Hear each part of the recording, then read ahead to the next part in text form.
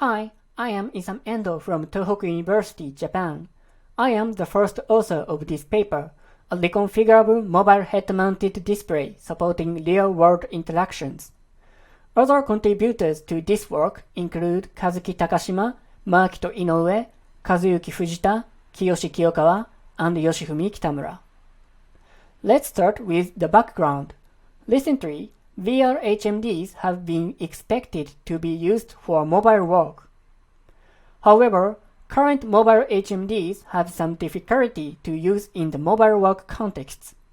For example, HMD users can't recognize objects and people in the real world, and non-HMD users can't join into the virtual environment and see the HMD user's facial expressions. We called these problems as HMD boundary issues and aimed to design a new mobile HMD enabling ad-hoc interaction with the real world. As a related work, this study, Face Display enabled interaction between HMD users and non-HMD users around the HMD. However, we aimed to build a distributed work environment for each user as another form of interaction. Next, the left study proposed a smartphone that can lend out submodules to endure an individual work environment. And the right study enabled accurate real-world interaction by adjusting the transparency of the HMD cowl. From these, we decided to modularize the cowl of HMD to mitigate HMD boundary. Here is a more detailed design concept. There is a main frontal display that shows virtual view, and 3 display modules are installed around it. Normally, the peripheral modules display virtual views, but they can be set to video see-through mode if the user wants to see the objects at hand or people around. On the other hand, if they remove and reuse the bottom module, the user can perform precise interaction with the device at hand. And if they remove the side module and lend it, the user can make eye contact and collaborate with others. Based on this design, we implemented a prototype by adding modular mechanisms in the side and bottom of a commercial HMD.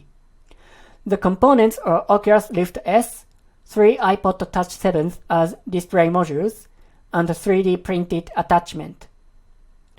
The user can remove each display module in 2 steps. First, the inner lens is stripped out.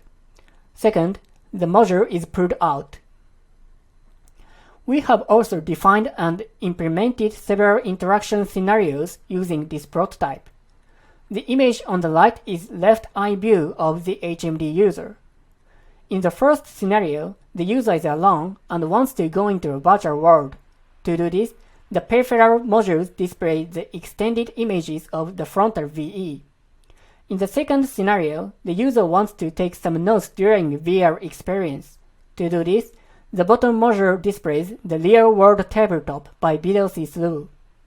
In the third scenario, the user recognizes a person nearby and wants to know their intentions.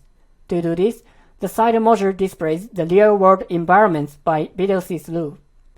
In the fourth scenario, the user receives a chat message and wants to quickly reply.